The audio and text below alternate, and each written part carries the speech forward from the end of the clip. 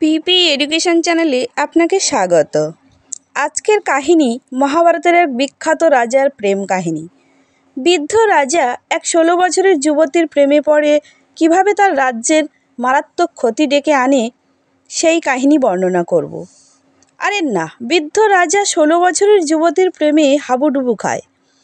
ভিডিওটি শুরু করার পূর্বে আমার একটাই অনুরোধ, আমার এই ক্ষুদ্র প্রয়াসকে মূল্য দিতে চ্যানেলটিকে সাবস্ক্রাইব করবেন, লাইক দেবেন। বৃদ্ধ রাজা শান্তনু তার প্রথম পক্ষের পত্নীর কাছে শর্তভঙ্গ করে ফেলেন। তাই তার প্রথম বউ তাকে ছেড়ে চলে যায় পুত্রকে নিয়ে।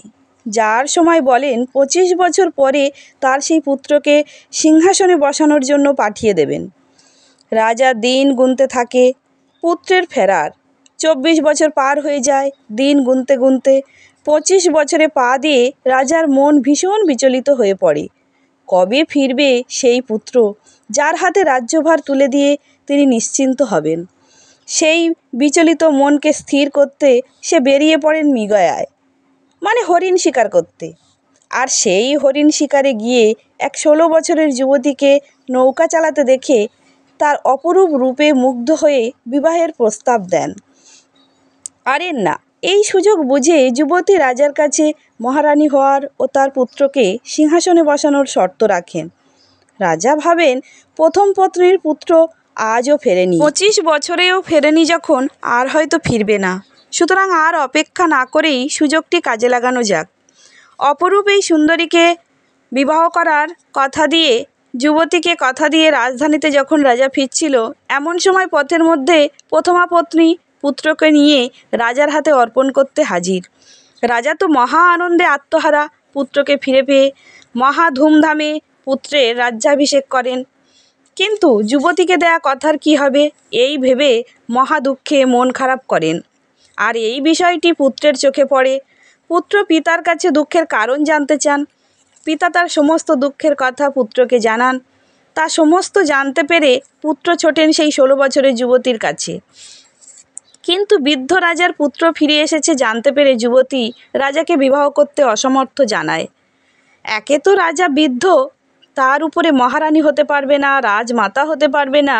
এসব ভেবে যুবতী বৃদ্ধ রাজাকে বিবাহ করতে অসমর্থ জানায়।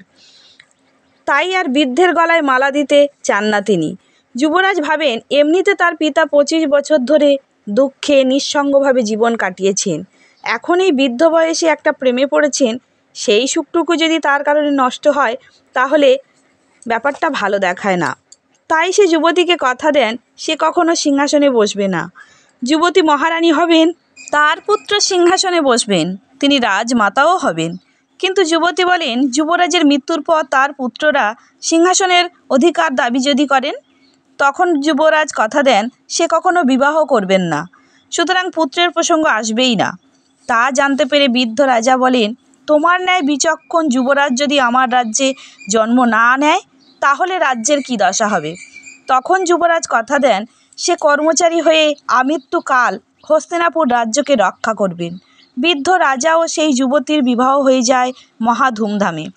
সেই যুবতী মহারানী হন বটে, কিন্তু রাজমাতা হয়ে উঠতে পারেননি কখনো, কারণ তার 2 পুত্র জন্মেছিল বটে, কিন্তু তারা অকালে মৃত্যুবরণ করেন।